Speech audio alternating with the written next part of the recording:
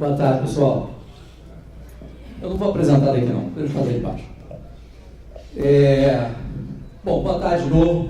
Eu sou o Tony Rodrigues. A gente hoje não vai falar de segurança de informações, nós vamos falar de culinária. Falar de culinária digital. A ideia é falar de um projeto chamado Muffin, que eu, junto com uma equipe bacana, aí a gente está desenvolvendo. Uma rápida apresentação: eu sou gerente de produtos de uma empresa de consultoria chamada Provider IT, trabalho lá no Rio de Janeiro, sou perito, sou investigador e gosto de pesquisa na área de computação forense.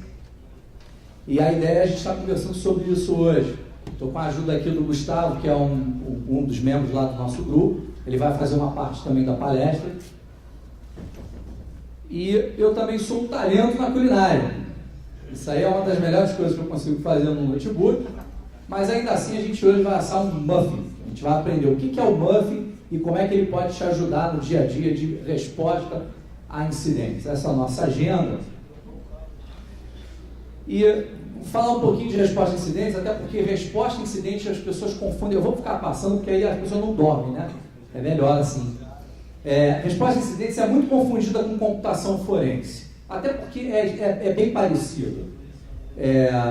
Ambas estão usando praticamente as mesmas regras e as mesmas técnicas.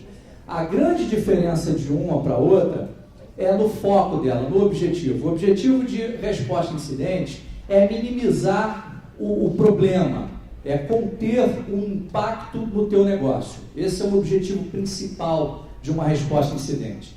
Já a computação forense, o objetivo é descobrir as causas, descobrir quem foi, descobrir de que maneira o problema aconteceu, a invasão ou o delito, o que quer que seja.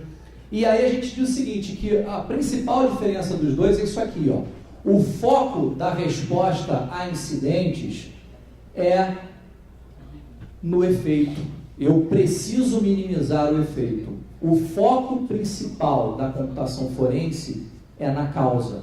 Eu tenho que descobrir a causa. Não que eu não tenha que descobrir a causa na resposta a incidentes, a gente vai mostrar isso, mas o principal da resposta a incidentes é minimizar o impacto. Eu preciso parar com aquele problema que, em geral, está me fazendo perder dinheiro. Um outro conceito interessante, e aqui eu volto a frisar que a ideia aqui é só fazer uma pequena introdução a esse assunto. Resposta a incidentes por si só já dá uma palestra inteira, é um assunto bem complexo até. E a gente está resumindo isso aqui. O CISURT é um grupo especializado de combate e resposta a incidentes. A ideia é ter um time treinado que tenha condições... Opa, tudo bem? Falando aqui. A ideia é que a gente tenha um time treinado para fazer resposta a incidentes e que esse time receba, entre outras coisas, tratamento e ferramentas adequadas. Tem muita gente que delega isso a uma prioridade inferior e na hora em que o incidente realmente acontece, fica uma barata voa, fica um problema enorme, ninguém consegue resolver nada, porque a equipe não foi bem treinada no início. Mas enfim, tem uma diferença também, tem equipes que já são fixas para dar resposta a incidentes, tem outras empresas que a equipe é montada na hora. Cada modelo tem seus benefícios, seus prós e seus contras. Mas o principal disso é que essa equipe ela tem que ser treinada e preparada para que quando um incidente realmente acontecer, ela esteja apta a dar uma resposta eficaz. E aí é o seguinte, na teoria, e se você parar para estudar a resposta a incidentes, você vai ver exatamente isso aqui, ó. Você tem a etapa de preparação, é uma etapa anterior ao incidente, que eu estava comentando até agora há pouco, uma etapa onde você procura preparar as ferramentas, conhecer as ferramentas, conhecer a técnica, treinar a sua equipe, treinar os seus usuários a reconhecer um incidente e poder alertar, indicar quais são os canais de reporte. O treinamento não é só para a equipe de TI, o treinamento é corporativo, e isso é na etapa de preparação. A segunda etapa é quando efetivamente o incidente acontece. Ele precisa ser identificado. Então alguém olha e reparou, aconteceu alguma coisa estranha, vou reportar. Isso é a etapa de identificação. O próximo passo é a contenção. Essa é uma das etapas mais críticas. E aqui eu chamo a atenção de que você, quando está trabalhando numa equipe do CISURT, que é a equipe que eu comentei agora há pouco, esse momento aqui, ó, Você está num estresse tremendo, com uma perda acontecendo contínua. Vamos dizer que a tua empresa depende do comércio eletrônico, teu site está fora, e tem os diretores todos no teu cangote perguntando, no teu e da equipe, né, perguntando, e aí, quando é que fica bom de novo? Sem entender exatamente o que você está fazendo. Então, é um momento muito crítico, o momento da contenção. Depois que está tudo contido, ou seja, você conseguiu parar o problema de evoluir e de estar acontecendo, você tem a erradicação, que é o momento em que você vai limpar, você vai retirar o problema de vez. Quando eu falo problema, gente, aqui tem muita gente que liga um incidente a vírus, mas não é só vírus ou invasão, você tem outros tipos de problemas que você também trata e também se enquadram nessa mesma teoria, tá? Mas se você quiser fazer uma boa analogia com uma situação de tratamento de uma infecção de vírus, na tua empresa, você pode aplicar todas essas fases, né? Logo em seguida está tudo erradicado, eu preciso trazer o meu equipamento ou os meus equipamentos afetados ao estado normal. Em geral, o nome dessa fase é restauração. Isso aqui é restaurar a configuração, restaurar backup, procurar entender o que realmente aconteceu e tratar exatamente isso.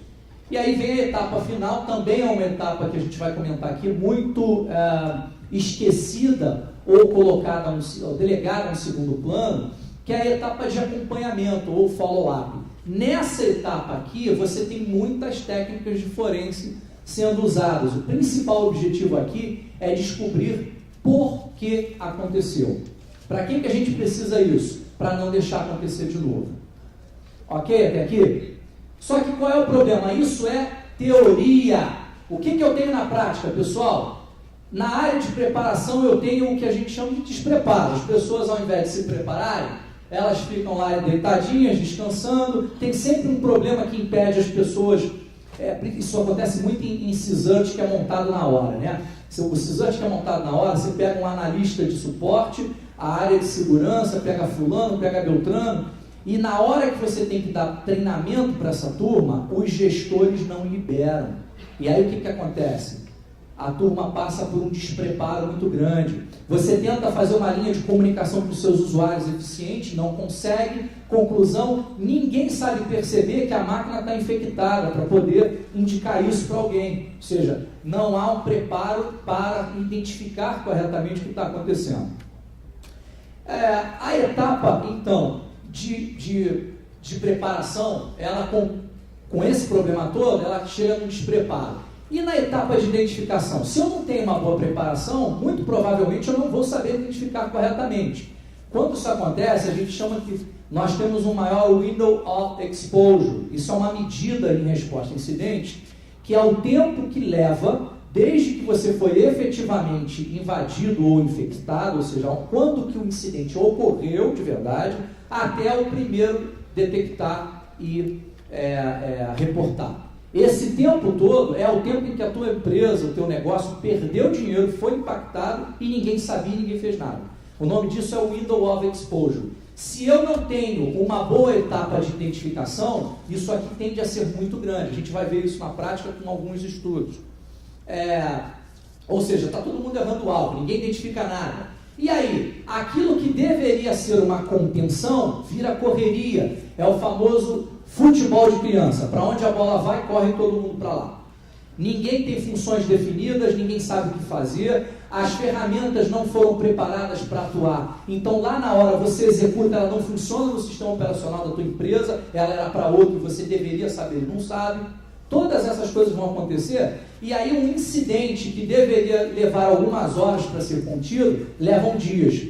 Um exemplo claro disso, e eu não estou fazendo julgamento de valor, não vou dizer por que aconteceu ou não, mas um exemplo claro disso foi o exemplo da Sony, que resolvia e infectava, toda hora saía do ar, etc. E tal. Por que acontece isso na prática? Porque havia pouco preparo dos que estavam envolvidos. Aqui, na contenção, não era feita uma boa contenção. Ok? A etapa de erradicação e a etapa de restauração também ficam comprometidas na prática. O que a gente vê na realidade é que o downtime fica muito maior. Eu não consigo erradicar direito porque eu não fiz uma contenção correta. eu não identifiquei corretamente o que eu deveria fazer. E pior ainda, tem gente que às vezes restaura backup e o backup já está também comprometido, ou seja, o problema se perpetua. E aí o que deveria ser uma etapa de restauração é um verdadeiro cemitério para a área de TI. Tudo problemático. E por final, aquilo que a gente chama de follow-up ou acompanhamento, ele não consegue ser feito, porque as pessoas não foram preparadas, em consequência disso, não sabem lidar com os vestígios e com os dados voláteis. E aí o que acontece? Gente, os vestígios são destruídos. Quem já trabalha com essa área sabe que se eu não tenho vestígio, eu não consigo dizer a causa. Né? Não é isso, Jota? Beleza.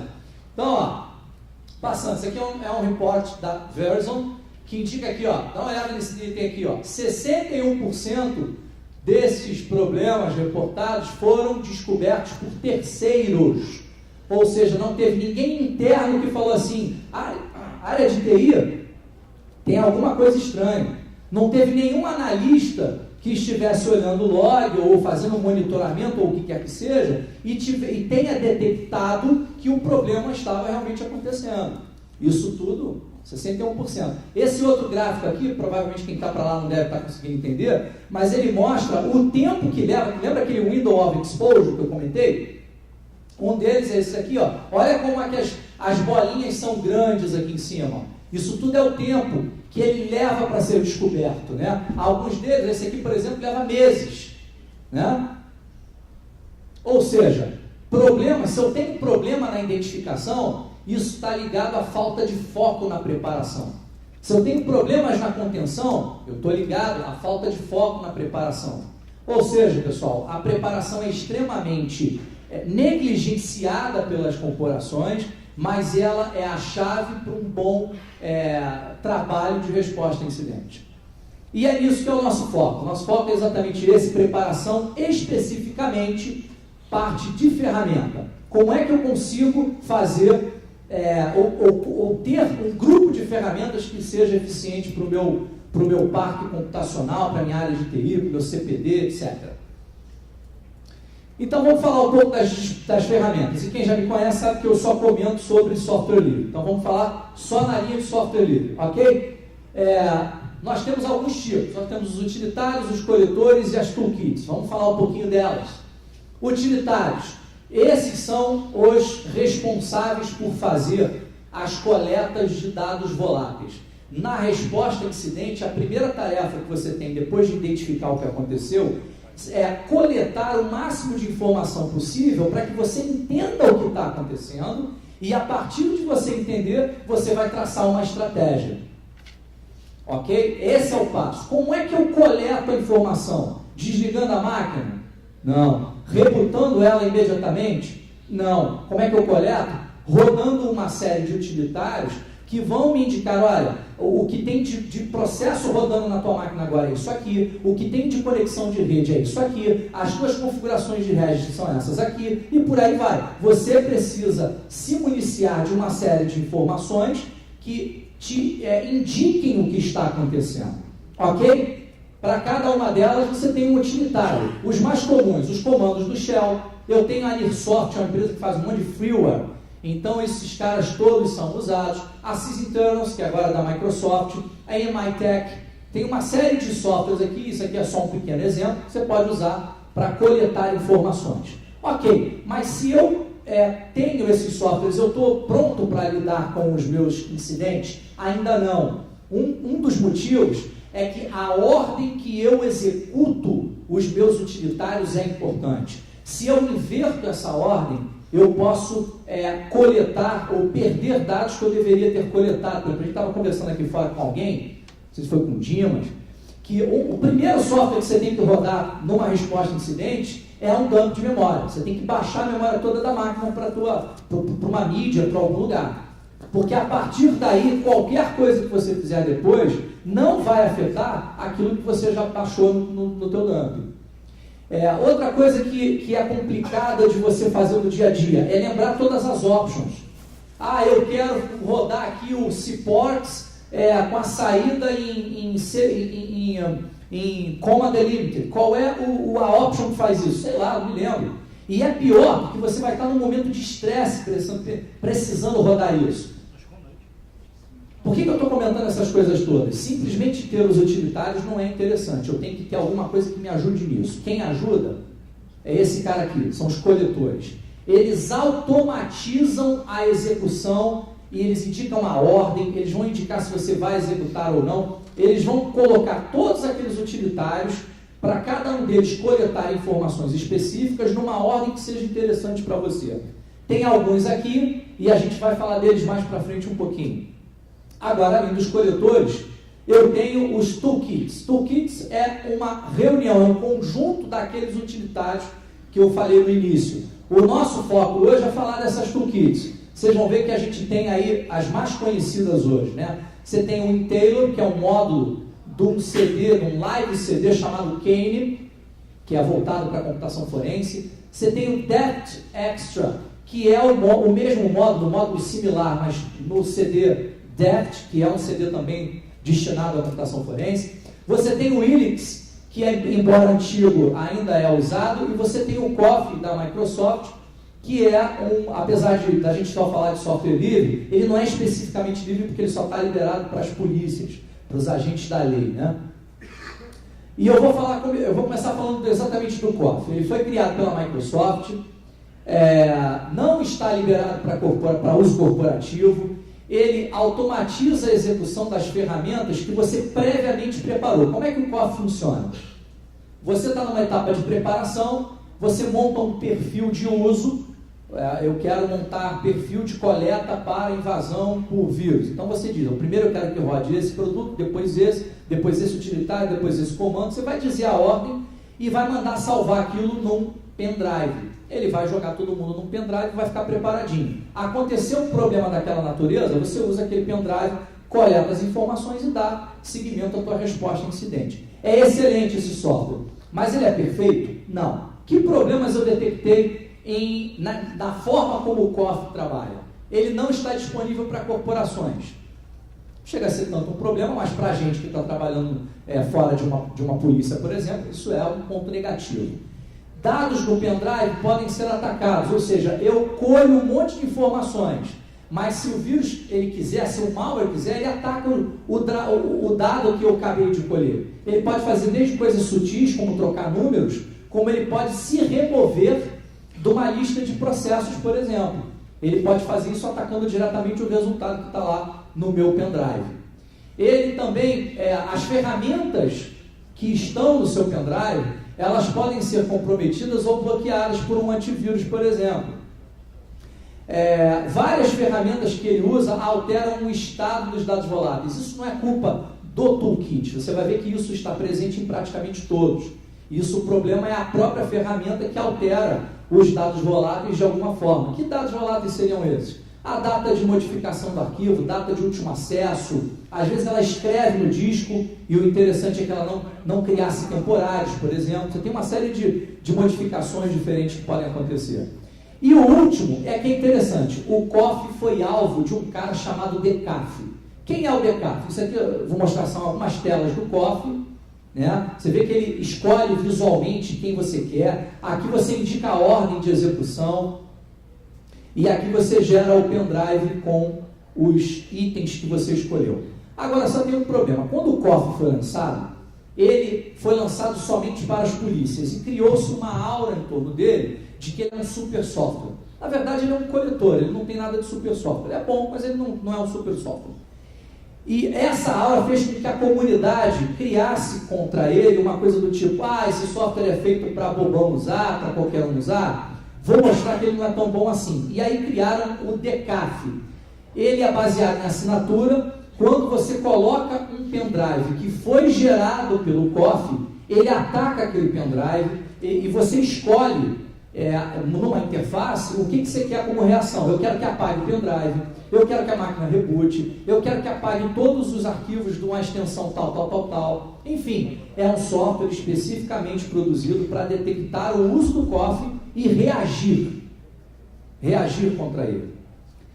Isso criou fama, aí criaram o Decaf numa versão, acho que é 1.2, alguma coisa assim, que eles fizeram o seguinte, além do COF, ele começou a reagir contra todos os outros que existiam na época, Kane, Depth e o Helix. Como é que ele fazia isso? Assinaturas.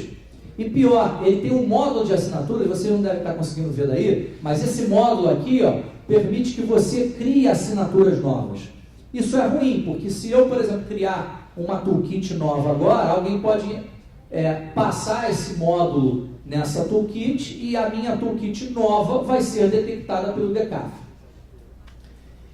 Além disso, o autor, esse DCAF tem uma série de histórias muito curiosas. O autor ele desabilitou o uso do código depois de um tempo.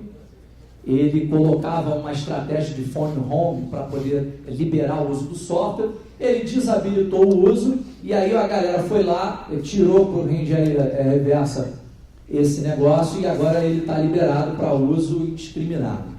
Mas não teve nenhum desenvolvimento. Acho que a última dele é 1.2, 2.0, alguma coisa assim. Mas não importa, o estrago foi feito. É um software que, se você for reagir, se você for trabalhar com resposta a incidente, do nada você pode colocar o teu produto lá, a tua toolkit, e você vai ver que a tua toolkit não vai funcionar. Ok. O Willix, ele é bastante eficiente, ele foi um dos mais utilizados até a época dele. A empresa que criava, que tratava o Willix, como ele era open source, mudou a estratégia, ele passou a ser vendido, e a partir daí, a última versão que a gente teve foi junho de 2009. Que pontos fracos a gente tem disso? Ele só é distribuído em CD, então você não consegue atualizar os utilitários, ele não tem mais atualizações, o menu gráfico dele tem um grande footprint, a gente chama, ele coloca muita coisa na memória por ser um menu gráfico. Olha o menu dele aqui, ó. Isso aqui não é o único não, tem várias páginas. Quanto mais você usar a memória, mais suja ela vai ficar, mais dados voláteis você vai perder, coisas importantes que podem te levar a uma conclusão correta na sua resposta a incidente. E ele tem esse problema. Outro problema, outro ponto fraco, as ferramentas também alteram os dados voláteis e ele também é alvo do DCAF. Ok? Próximo, Deft Extra. Esse cara foi feito por uma equipe de italianos, começou com um projeto, não sei se de mestrado ou de graduação, a turma foi estendendo, esse é fantástico, quem gosta de computação forense é um produto muito bacana, o Deft, para ser usado, open source totalmente, e o Deft Extra é específico para resposta a incidente, mas ele também não é perfeito. Que fraquezas ele tem, pessoal? A versão em CD não é prática, porque ela exige, você fica impedido de fazer a atualização dos seus utilitários. A versão em pendrive deixa os dados serem atacados. As ferramentas que você tem lá dentro, elas podem ser comprometidas no ato em que você pluga o seu pendrive. E isso é uma coisa curiosa. Você tem um pendrive que você só vai colocar em máquina suspeita. E quando você coloca, ou o seu antivírus vai te bloquear e vai limpar o teu utilitário, ou um malware pode fazer isso e te infectar. É uma situação que, para resolver, é muito complicada, né? Você fica numa situação bem complicada aqui nessa questão. Além disso, ele tem os mesmos problemas dos outros. Ele tem um grande footprint porque ele usa tela gráfica, ele também foi alvo do DCAF e ele também tem utilitários que alteram os dados. Ok, até aí? Temos Kane. Kane, ele chama o módulo de resposta a incidentes de WinTailor. E é basicamente a mesma, ele tem a mesma função do Deft Extra, muda algumas coisinhas pequenas, mas ele também tem tela gráfica, então também tem um grande footprint, ele também é alvo de ataque do DCAF.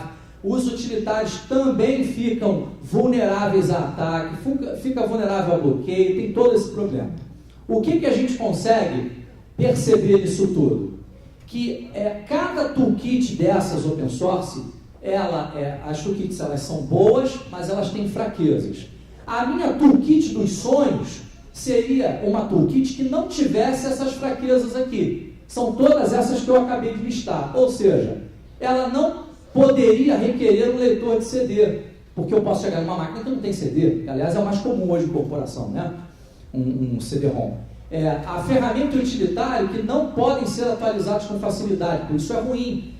O Willix, por exemplo, as últimas versões dos utilitários são extremamente antiquadas. Ela não poderia manter dados coletados que pudessem ser atacados. Ou seja, pessoal, tudo isso aqui são problemas que eu fui comentando e que a gente foi achando no decorrer do uso daquelas ferramentas.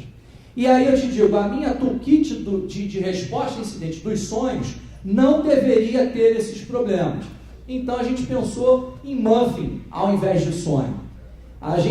O projeto Muffin, na verdade, ele é um projeto que surgiu com o objetivo de criar uma toolkit de resposta a incidentes que não possua as fraquezas que a gente acabou de listar.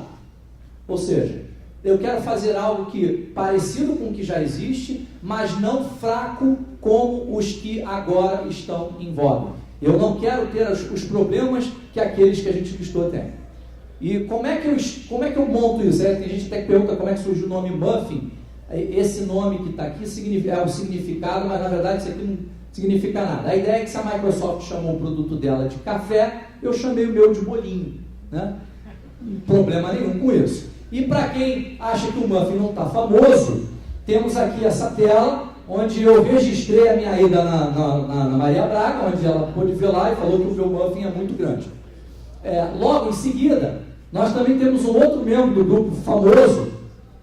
Quem já viu o Superchef na Maria Braga sabe que isso aí é um concurso muito, bastante concorrido, né? Vários chefs vão lá. E o nosso amigo Gustavo Roberto, ele foi o vencedor da melhor sobremesa para Mauers. Ele fez um muffin de melancia, né? Show de bola. Parabéns por esse prêmio maravilhoso. Então, agora, nós vamos ter uma aula de culinária digital. Nós vamos aprender como é que a gente chega no pendrive Muffin.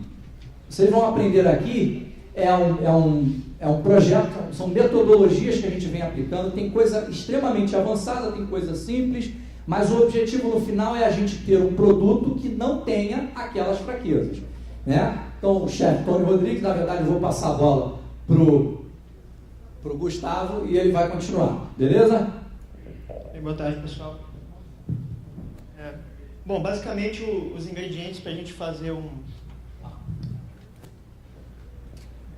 uma boa receita contra os malwares são o seguinte, ó.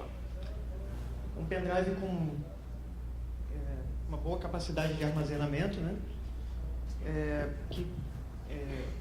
Utilitários 32 e 64 bits, que podem ser aqueles que o Tony explicou mais cedo aí.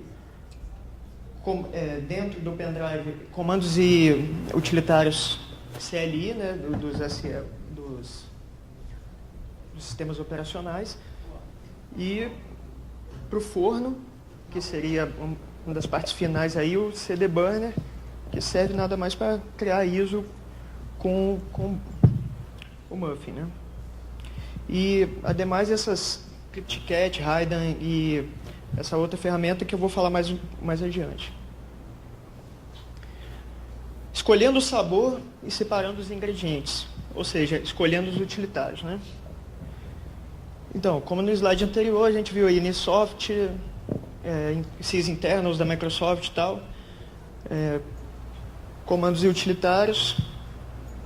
Beleza, isso aqui já estava no slide anterior, né? Tá. Escolhendo os comandos e utilitários. Bom, nós temos que ter atenção para escolher utilitários que não alterem o timestamp ou criem arquivos temporários, né? Que isso pode prejudicar na nossa análise posteriormente. O desejável é não usá-lo e a gente pode ir comentando as alterações introduzidas. Bom, com isso a gente resolve o seguinte problema: ferramentas e utilitários que não podem ser atualizados com facilidade. Bom, preparação da estrutura para automatização da coleta. Antes de mais nada, para a gente começar a montar essa ferramenta, a gente deve criar um diretório no HD, criar subdiretórios de acordo com o seu sistema operacional. Pode ser o Windows XP, Windows Vista, Windows Vista, enfim, todos os sistemas operacionais que você conhece podem constar lá na lista. E deixa eu ver. Desculpa, gente, estou meio nervoso. É assim mesmo, eu vou te ajudando. O principal objetivo dessa parte, pessoal, é que a gente tenha uma estrutura dentro do pendrive que seja organizada, ok? Você não pode jogar os teus pendrives lá e fazer um saco de gato. Os teus pendrives, os teus utilitários, eles têm que estar em ordem Por que estar em ordem? Porque tem utilitário que funciona em um sistema operacional e não funciona no outro. E aí você pode querer usá-los esporadicamente fora da coleta automatizada. Então eu tenho que saber onde o cara está e se eu posso usar ou não esse utilitário. Beleza? Então, automatizando a coleta, a gente pode usar o WFT, batch ou o melhor de dois mundos. Bom, usando o WFT, as configurações podem ser acertadas nesse arquivo WTF-config. Os outros parâmetros podem ser passados por linha de comando. Só que fazer esse monte de linha de comando aí não é nada legal, né? Então, qual é a solução que a gente pensou? Fazer um batch que pode chamar essas funções ou fazer um batch para coleta, né? Por exemplo, o batch ele tem menor footprint que o WFT. Os parâmetros podem ser passados via linha de comando. Isso é legal quando você quer fazer um script, um outro batch para poder chamá-lo, né? Os resultados dos comandos preferencialmente podem ser em CSV ou XML. Isso, se você quiser desenvolver algum software depois, fica mais fácil para você coletar esses dados, né? E antes de executar o utilitário, sempre bater o hash com o hash que eles distribuem no site, porque às vezes você baixa um software, mas esse software pode ter sido comprometido por algum hacker e tal. Então, isso não é bom vocês analisarem o hash, né? Para ver se bate. O famoso caso de não usar gato por lebre, né? Exatamente. Exatamente. Você tem que confirmar a integridade daquilo que você está usando antes de poder usar. Senão você pode ter aí uma coleta comprometida e aí compromete o quê? A tua estratégia mais lá na frente. A resposta de incidente toda pode ficar comprometida. Bem, então o utilitário de preparação prévia seria semelhante ao COF, que o Tony mostrou nos slides anteriores, né? Todos com command lines e tal, ferramentas disponíveis na estrutura. O usuário indica a ordem dos parâmetros que ele quer que execute, né? Então, a saída pode ser um arquivo CFG, né, como eu falei anteriormente, e o batch customizado sob chamadas. Beleza, e com isso a gente resolve as seguintes fraquezas. Essa primeira aqui que o Tony falou, e o outro, o uso de menu gráfico com grande footprint e não coletar automaticamente os dados voláteis. O ponto aqui, pessoal, é que com essa estratégia que a gente acabou de mostrar, eu já tenho alguém que vai entrar na máquina automaticamente e vai executar tudo na ordem correta. Eu já evito de esquecer um comando, de esquecer uma option, de trocar a ordem, porque isso tudo foi tratado anteriormente. A gente gerou ou um WFT ou um batch. A gente consegue fazer uma das duas coisas e deixar o nosso pendrive preparado. Eu ganho porque eu não tenho mais menu gráfico de nenhum tipo, então eu não estou sujando a minha memória com a execução desse produto e eu estou coletando automaticamente os meus dados voláteis. Então são duas coisas que a gente já matou com esse item que a gente mostrou agora. Porque se você faz o script fora da ordem, né, pode comprometer a análise. Por isso que... Em alguns casos compromete definitivamente, dependendo do que você fez. Um grande exemplo de comprometimento em mudança de ordem é o seguinte: se você não gerar o dump da memória como primeira etapa, qualquer coisa que você fizer depois, se você, por exemplo, rodar o cports e logo em seguida rodar um dump de memória, o teu utilitário vai aparecer no dump. E isso não é desejável. Até porque ele vai estar ocupando na memória o lugar que era ou poderia ser de algum vestígio importante ligado ao malware ou à invasão que você sofreu. Então vamos lá, gente. Evitando as alterações nos dados colhidos ou preparando as forminhas. Bom, a saída deve ser redirecionada para um pendrive, né?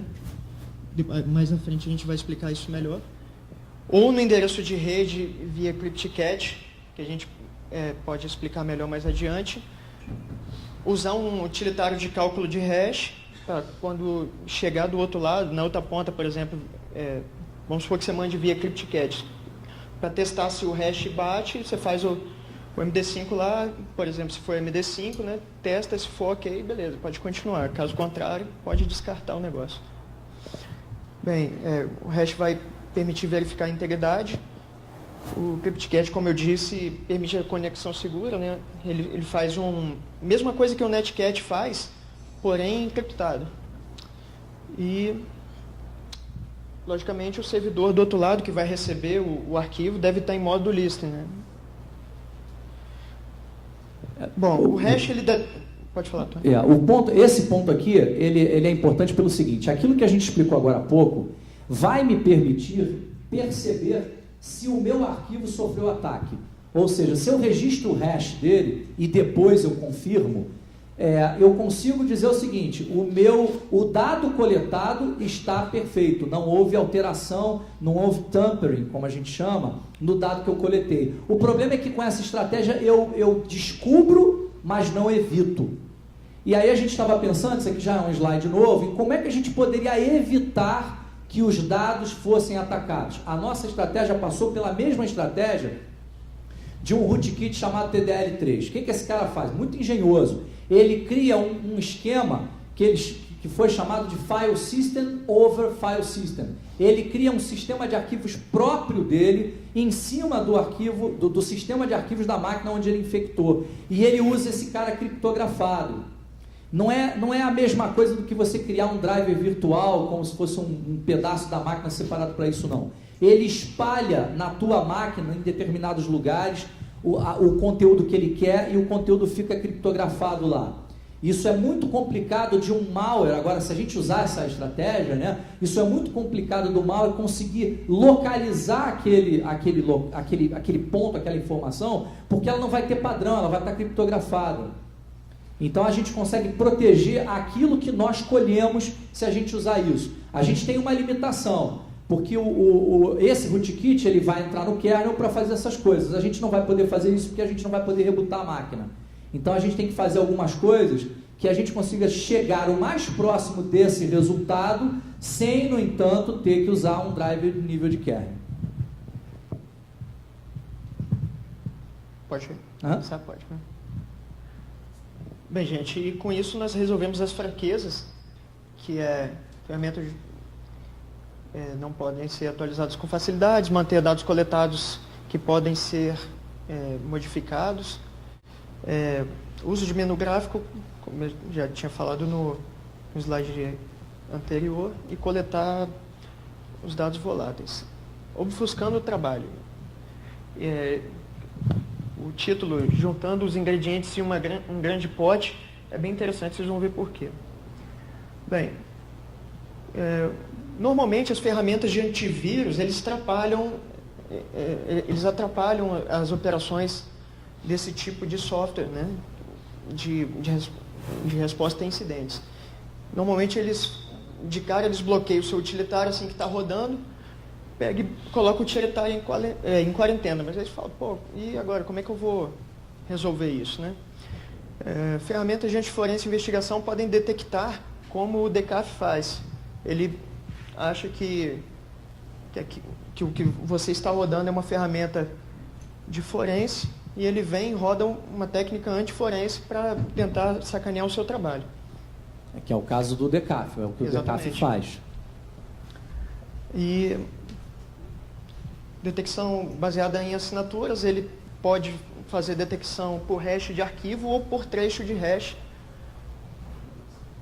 que o Tony pode explicar melhor sobre isso. Aqui, pessoal, o que acontece é o seguinte: na prática, a gente está tentando uma situação que é muito comum e extremamente chata que acontece quando a gente está trabalhando com resposta a incidente. Você está com um chefe no teu cangote perguntando, e aí, já acabou, já descobriu, já voltou, já fez isso, já fez aquilo?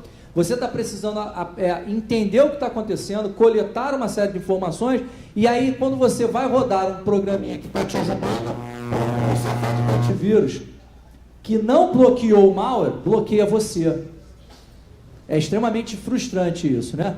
Para evitar esse tipo de coisa, a gente está incluindo uma série de técnicas dentro do Muffin. Na verdade, a gente tem duas coisas que a gente quer obter com isso. Não ser detectado e bloqueado como falso positivo por antivírus e não ser detectável por nenhum tipo de de assinatura, como é o caso do Decaf com o Coffee. Né? Você quer que eu fale dessa parte aqui? Porque a gente procurou entender quais são as técnicas que a gente pode utilizar para chegar nesse objetivo. Eu tenho técnicas de packer. Obrigado. Você tem os empacotadores, os packers, que eles simplesmente vão rodar, ele pode até ficar garantido em algumas coisas, mas é muito fraco, a maioria dos antivírus conseguem detectar mesmo depois de você passar por um packer. O multipacking é quando você passa várias vezes ou pelo mesmo packer ou por outros. O problema disso é que às vezes o programa para de funcionar. E tem alguns casos que mesmo fazendo isso, o antivírus ainda pega. O Crypter é um elemento que é extremamente interessante. Ele criptografa o arquivo todo e pega no finalzinho do arquivo, um arquivo executável.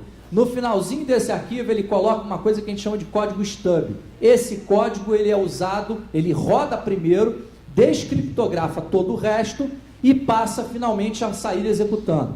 O grande problema disso é que o teu executável já não vai ser mais reconhecido por ninguém. Mas o que os antivírus agora estão fazendo? Eles conseguem fazer a assinatura em cima do código stub. Então ele vem, ele não te reconhece. Quando ele chega no finalzinho, ele reconhece o código stub, ele te segura e te indica, e te marca como se fosse malware. Porque ele reconhece a assinatura do stub. Só aproveitando o gancho aqui, o packers e multipacking, para quem já fez análise de malware, normalmente é o que os malwares utilizam, né? Eles fazem um pacote que normalmente os antivírus não reconhecem e na hora que o cidadão clica lá, ele consegue executar, desempacota e passa normalmente para dentro do sistema operacional. Bacana. E aí o que a gente tem, pessoal? O Crypter, ele é descoberto por conta de quem? Por conta do stub. Então eu faço o quê? Eu tenho que fazer alguma coisa com esse código stub. Aí eu encontrei um projeto chamado Raiden. Foi apresentado pela primeira vez na Black Hat 2004 por um cara chamado Crazy Dog. É um projeto extremamente engenhoso e o objetivo desse projeto é fazer esteganografia. Não dá tempo aqui da gente entrar em detalhe do que é a esteganografia e nem do que o Raiden faz. Tenha em mente o seguinte: se eu passo o Raiden em um executável, esse executável sai fazendo a mesma coisa, com o mesmo tamanho, mas usando um binário ligeiramente diferente do que o original. Com isso, você quebra a possibilidade de hash inteiro te detectar, porque o hash já vai ser diferente. Só tem um porém em usar essa técnica, que é o que a gente chama aqui no próximo slide de modificando o Raiden. Quando eu aplico ele a um executável, eu posso ter, em alguns casos, uma área grande não modificada. Se eu der o azar do antivírus pegar essa área grande e o basear a assinatura dele nela, a assinatura dele não vai estar modificada, conclusão, ele vai me detectar, correto? O que a gente pulou para não ter esse problema? A gente vai aplicar esse conceito do Raiden, mas no código stub. O código stub é um código pequeno, a gente não vai ter mais a limitação de ter o código de saída com o mesmo tamanho de bytes do código original. A gente pode inserir NOPs aleatórios, a gente pode inserir bytes aleatórios com códigos que não vão ser executados, a gente pode obfuscar esse código de uma série de formas diferentes e aplicar isso ao nosso stub. Isso só me dá um problema, que é o problema da implementação dos offsets. Se eu troco uma instrução que tem 2 bytes por uma que tem 4, a partir daí todos os meus calls, todos os meus jumps e todas as referências, elas vão sofrer um deslocamento. E esse deslocamento é extremamente difícil de ser recalculado. Mais para frente a gente vai ver como é que a gente bypassou esse problema. Quer continuar?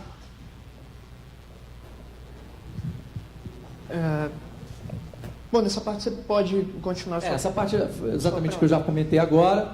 A gente ainda tem o problema dos offsets com isso que eu comentei, que foi aplicar ao código stub. E tá, isso aqui foi o seguinte: por mais que engraçado isso possa parecer, eu sonhei com isso aqui depois da última conferência em que eu apresentei essa palestra. Cheguei em casa, dormi, etc, sonhei com esse negócio. Esse troço o problema do offset era um problema bem grave. A gente tem um especialista que vai falar amanhã sobre o PEV, que é o Fernando Mercedes, e ele estava falando, Tony, isso é muito casca grossa de resolver. E essa forma aqui que a gente bolou, ela consegue resolver o problema do offset. A ideia é o seguinte, a gente vai distribuir o código stub não mais em binário, mas em fonte assembler. Eu vou poder usar uma série de técnicas de obfuscação em cima do fonte, e a gente vai compilar on the fly esse cara, pegar o binário dele e usar o binário dele como stub. Essa aqui basicamente foi a solução que a gente bolou e a gente vai usar. From hell? Beleza. Então, gente, aí, juntando tudo isso, o que a gente precisa fazer agora? Fazer uma ISO, né, que a gente vai chamar de levar o forno brando, né, que é a geração de ISO e copiando ele para o pendrive, que eu acho que é uma das partes mais interessantes do projeto, assim, que o pessoal deve gostar, né? É preciso empacotar um grupo de utilitários e um arquivo autorun.inf deve ser colocado na raiz do pendrive. Para quê? Porque assim que a pessoa espetar o pendrive lá, o pendrive vai, teoricamente, começar a rodar. Tem gente que desabilita isso, mas existe como bypassar isso fazendo o quê? Chamando ele na linha de comando normalmente. O conteúdo deve ser preparado em um CD, a gente escolheu o CD burner para poder queimar a ISO e gravar num arquivo .iso. Beleza. Os problemas que a gente encontrou foram que os pendrives normalmente são de leitura escrita, né? Se, por exemplo, pegar um malware, fatalmente, não sei se vocês já tiveram esse problema, mas quando você está num ambiente promíscuo e espeta um pendrive lá, automaticamente é gravado um arquivinho autorun.inf no seu pendrive que vai chamar o malware na sequência, né? Como ele está dizendo ali, o autorun.inf pode ser trocado por um arquivo malicioso, mas mesmo assim a gente ainda precisa colocar o resultado nos pendrives. Então a gente escolheu, nas pesquisas, nós observamos que esse pendrive U3, né, ele é bastante legal, porque ele é dividido em duas partições.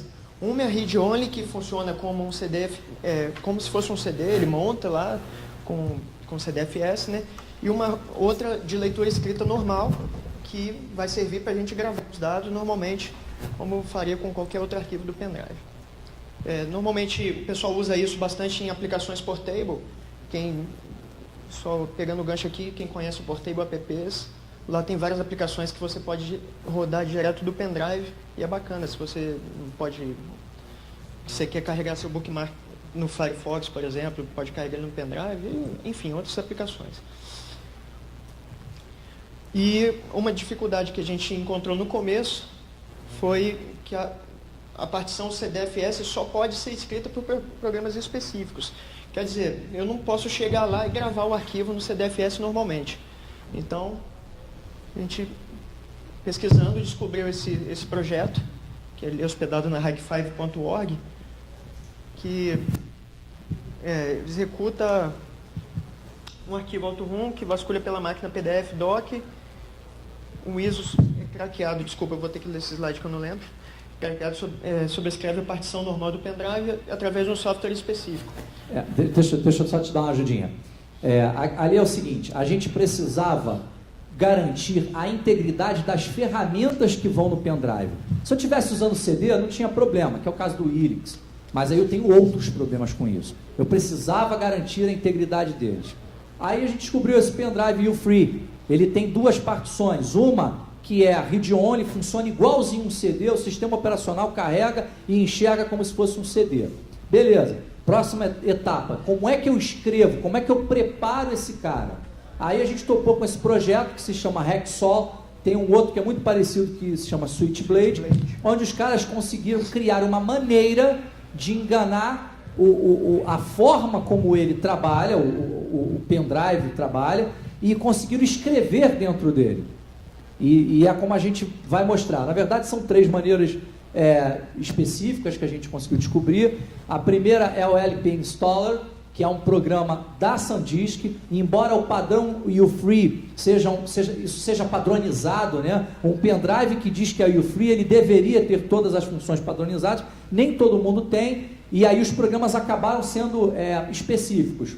Esse programa só funciona em pendrive U-Free, ou seja, eu tenho um ponto ISO, falo lá, tem uma lista de comandos, eu digo lp installer, faz alguma coisa, não sei o que, no pendrive tal, ele vai lá e atualiza a ISO do meu pendrive com a ISO que eu estiver fornecendo para ele. O U-Free2, a gente tem o mesmo objetivo, ele é um projeto da SourceForge, e a diferença é que ele já está homologado para pendrives da marca SanDisk e Verbatim. O ponto é o seguinte, e se para o pendrive que eu tenho, não funciona nenhum desses dois casos? Eu tenho uma outra situação, que a gente chamou de vou ter que quebrar a pedra, que eu vou ter que fazer isso de uma maneira mais difícil. Você quer explicar essa parte? Posso tentar explicar. Bom, normalmente quando você quer pegar o... Você quer explicar, Tony? Pode explicar. O lance é assim, o pendrive U-Free, ele tem um link para ele ser atualizado. Porque aquele CD que ele tem, essa partição CDFS, ela de vez em quando precisa sofrer atualização. Como é que ela funciona? Quando é assim, ele se espeta, vê lá que tem que se atualizar, ele roda um programa chamado chamado Updater. Esse programa, ele para ser executado, ele é pedido numa determinada URL, que está dentro de um arquivo dele, de configuração. Ele pede para o servidor, olha, me dá aí o Updater Exe, que é o programa de atualização que esse modelo vai usar. Aí o servidor devolve, chega aqui na máquina, ele manda executar esse programa que ele deu. Esse programa vai falar, ô servidor, me dá o arquivo novo para eu jogar lá dentro, me dá o ISO novo. O servidor vai lá e falou, tá bom, toma aqui o arquivo, não me aborrece mais. Ele faz o quê? Ele recebe o arquivo ISO e grava dentro do pendrive. Isso é como ele funciona. Como é que a gente pode hackear esse cara? A gente vai fazer o seguinte, a gente vai localizar o autoram.inf. Lá dentro, ele tem uma seção chamada update. Dentro dessa seção update tem uma URL. Essa URL é a URL de carga do arquivo que modifica a seção CDFS. Primeira coisa que eu tenho que fazer, vou baixar daquela URL o arquivo na mão. Baixo esse cara, rodo ele. Quando eu rodar, eu vou ter que ter um sniffer ativo. Com esse sniffer eu vou perceber qual é a path naquele site que ele está indo buscar o ISO novo. Anoto isso em algum lugar, instalo um web server na minha máquina e eu imito a path que ele foi buscar no servidor, eu imito no meu servidor, no servidor local.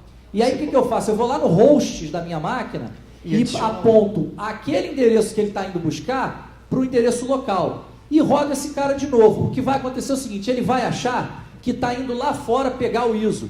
Mas lá no lugar onde ele está indo, na verdade ele está indo na minha máquina, eu vou botar o meu ISO craftado com o Muffin. Entenderam como é que faz?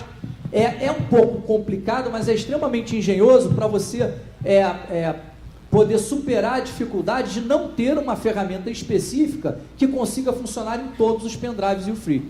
Aí a gente deu esse jeito aqui. E funciona. Né?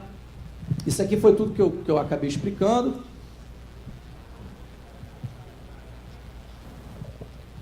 Bem, isso tem mais um.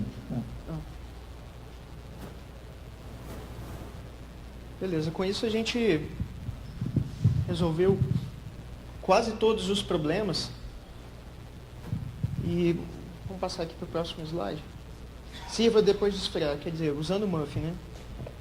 Aí, como eu estava explicando anteriormente, ao plugar o pendrive no Windows, ele vai montar as duas partições, o autorum vai encontrar o byte principal e vai executar.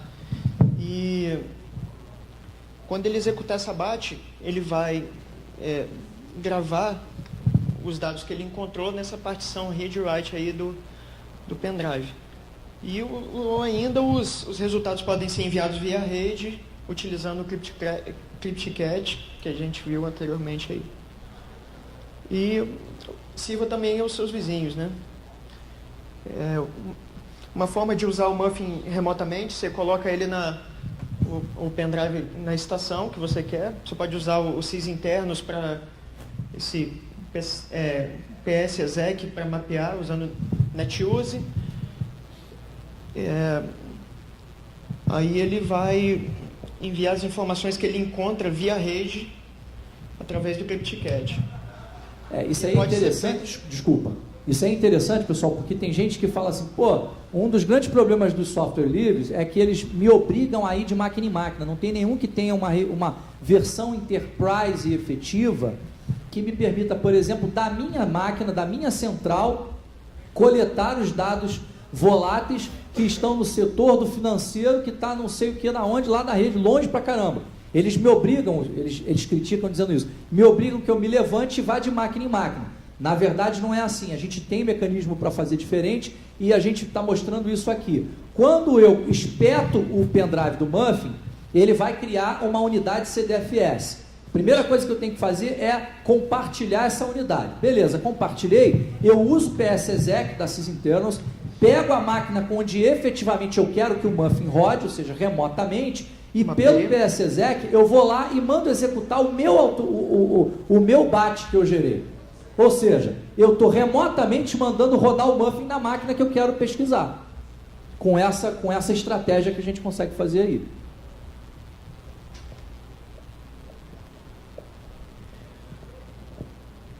Então, os objetivos ao final foram todos esses que vocês viram anteriormente, e esse aqui a gente, infelizmente, não conseguiu utilizar ferramentas que alteram o estado dos dados voláteis. Bom, é possível filtrar ferramentas que alterem substancialmente os dados voláteis, principalmente os MACtimes e os espaços não alocados. Bem, não é a solução final, a sugestão é um acesso direto aos arquivos, por exemplo, como o SleuthKit faz. Pode ter uma camada intermediária que faria um gancho das requisições dos arquivos, acessando por fora, mas ainda não foi validado. O status do projeto, a versão 0.1 foi disponibilizada na 6ª edição do SegInfo, foi em formato de procedimento. A meta é automatizar os processos de criação, tipo esse Muff Baker, que trabalha na criação do pendrive, que nós já temos até um protótipo do que vai ser. O Muffin Report trabalha nas saídas de dados coletados. O escopo inicial da versão 1.0 é que ele funcione bem em um Windows e pendrive somente com utilitários Windows. Para as versões posteriores, a gente pretende que ele funcione em Linux e outros sistemas operacionais, e um escopo aí para longo prazo, ele funcione em Linux e Mac nativamente. O Muffin é desenvolvido atualmente com Lazarus, banco de dados SQLite, porque ele é bem leve. Está hospedado no Google Code aí nesse endereço eletrônico. A interface gráfica, ele tem analogia com a receita de Muffin, né? Você pode ir colocando os componentes da forma que você quiser mesmo, como eu acho que é o Coffee que faz isso, né, Tony? Na verdade, assim, o que a gente fez, da mesma forma como a palestra nossa é uma brincadeira, como se fosse uma receita, porque o nome é o nome de um bolinho, a gente fez o seguinte: a interface gráfica é uma analogia como se fosse uma receita de bolo. Então, os ingredientes é como nós chamamos os nossos utilitários. A dispensa é o grupo de utilitários.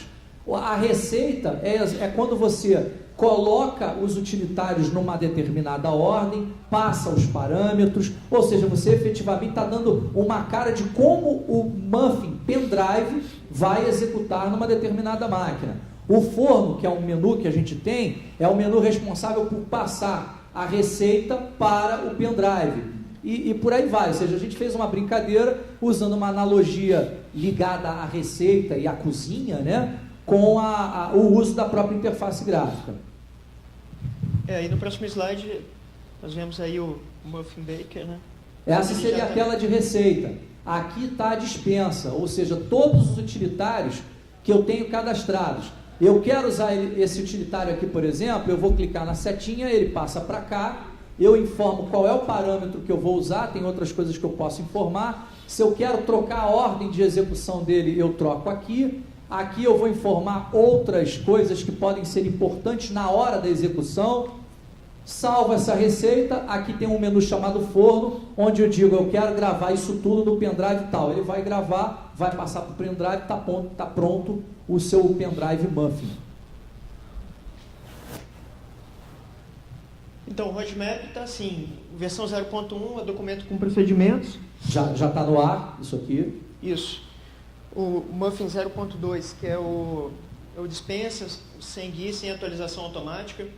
Receita que seleciona os ingredientes, indica os parâmetros para execução e indica a ordem dos ingredientes. No forno, grava as receitas em pendrives, sem ser essa versão do 3. Na 0.3, nós teremos lá a dispensa, a guia, receita, script para atualização de coleta. Essa batch está sendo melhorada a cada dia. O forno para uso desse tipo de pendrive aí. Esse roadmap, pessoal, só para mostrar para você o seguinte, a gente já tem uma ideia muito clara daquilo que a gente quer implementar e para não ter aquele perigo do ótimo ser inimigo do bom, a gente separou naquilo que é muito importante para o produto e em que fases a gente vai ter os nossos deliveries, né? Então a gente tem aí descrito o que a gente pretende implementar e em que versão nós vamos fazê-lo, né? Nós temos a versão 02, que é a que está saindo agora, que a gente está trabalhando agora, ela tem essas características aqui. A versão 03 vai ter outras melhorias e assim sucessivamente, até a gente chegar na 1.0, quando a gente vai não só ter a interface completa, mas também uma interface para tratar os dados coletados. Um dos grandes problemas que a gente tem é que quando chega o conjunto de informações que foram coletadas no momento em que você rodou o Muffin, vai chegar numa hora que você vai ter que listar aquilo e analisar com a tua equipe e chegar a algumas conclusões. Essa também é uma hora crítica do projeto e a ideia é que eu tenha uma ferramenta que ajude a correlacionar fatores. Ela, por exemplo, a gente vai criar algumas regras onde ela já vai me apontar situações importantes. Olha, tal processo está rodando desde que isso aconteceu. Essa conexão aqui está ativa desde que tal processo foi feito, e esse processo ele não tem, por exemplo, uma máscara qualquer que você determinou como sendo uma máscara ou uma identidade ligada ao teu conjunto de softwares mais usuais. Enfim, a ideia é programar ele para que ele possa te alertar e te ajudar a conduzir o momento da interpretação dos resultados coletados. E por fim, né, a conclusão, resposta a incidente depende muito de uma equipe bem preparada, que tenha aptidão para resolver os problemas com urgência, né, que normalmente essas coisas são bem urgentes. O Muffin foi criado exatamente para isso, atuar na resposta a incidente. O Muffin é de código livre e o projeto precisa de colaboradores. Quem se interessar aí por estar desenvolvendo alguma coisa, participar, nós temos uma lista, né? E é isso aí, gente. Deixa eu só completar com um detalhe, né? A gente já comentou dessa parte toda e da importância que tem de você se preparar, da tua equipe, na tua empresa, se preparar para responder bem aos incidentes. Sem você fazer isso, esquece. Na hora que você passar por um incidente sério, você vai ver qual é a dificuldade real, o que realmente precisava, e você vai pensar, puxa, eu devia ter preparado uma ferramenta, eu devia ter treinado a minha equipe, porque o primeiro besta que chegou no servidor desligou ele. Então, o importante, gente, é que todos saiam daqui percebendo o seguinte: o tempo da preparação não pode ser negligenciado. Estudar a ferramenta não é para matar tempo. Tem gestor que acha assim, o cara vai ficar ali testando ferramentinha, tá de sacanagem? Não é, a gente tem que mover esse tipo de mentalidade e acostumar as pessoas de que um incidente que não é bem tratado, ele vai repercutir numa quebra, às vezes, de negócio. Você vê o caso que aconteceu com a Sony, e tem outros aí onde as equipes atuaram e o problema voltava, e a equipe atuava e o problema voltava. Isso é a característica de um incidente mal tratado. de um incidente que não foi, cujas pessoas não estavam bem preparadas. E uma parte dessa preparação é ter ferramentas adequadas, ferramentas que não tenham alguns problemas, e o projeto Muffin se dispõe a isso, a te trazer uma ferramenta que seja free, open source, você pode mexer à vontade, e que não tenha aqueles probleminhas que a gente comentou agora há pouco. Agora, só passando um pouquinho, a gente tem todas as referências aqui, depois o Jordan vai disponibilizar o material, né, para você ver da onde a gente tirou as ideias, as referências, da onde a gente tirou cada item desse. Agora eu queria falar de uma outra coisa que é até um pouco maior que isso. O projeto Muffin, ele faz parte de uma iniciativa que a gente está criando, que chama-se Octane Labs. O que é o Octane Labs? Ele é um grupo de pesquisa open source em computação forense e resposta a incidentes. Até onde eu saiba, é o primeiro do Brasil. A intenção do Octane Labs é fomentar projetos de pesquisa em computação forense. Promover projetos open source com foco em computação forense e investigação digital. Hoje nós temos, em muitos casos, uma supremacia muito grande dos softwares comerciais. Eles são bons? São. Aí você chega numa empresa, tua empresa tem um orçamento limitado, às vezes você trabalha numa área do governo que não está com orçamento para aquilo, o in-case vai lá custar sei lá quantos $1000 para você pagar, você não tem, e aí? Você não faz a resposta a incidente, você não faz forense? Pelo contrário, existem softwares muito bons e alguns, apesar de serem bons, não têm boa usabilidade, às vezes não são bem integrados. A proposta nossa é montar projetos para atacar essas áreas onde os projetos que existem hoje não atendem bem. Projetos de computação forense. Tá? E entre outras coisas, prestar consultoria, ministrar treinamentos em computação forense, muita coisa disso aqui é open source, ou seja, 0800, a gente vai programar treinamento de graça, treinamento online, enfim. A minha ideia é ter gente que esteja disposta a trabalhar e a colaborar. Eu já tenho... Quem é que já trabalha no projeto Muffin aqui? Eu sei que já encontrei alguns. Quem está aqui já? Estão dormindo? Bora! Levanta a mão aí, gente. Ninguém viu, pô. Beleza? O Gustavo é um trabalho também. Enfim, a ideia é a gente ter pessoas que estejam disponíveis para trabalhar. O que você ganha em contrapartida quando você faz isso? Você ganha muito conhecimento. Principalmente aluno, pode usar o projeto num trabalho de final de curso, numa tese. A gente pode ser desligado sem você afetar o próprio funcionamento do banco.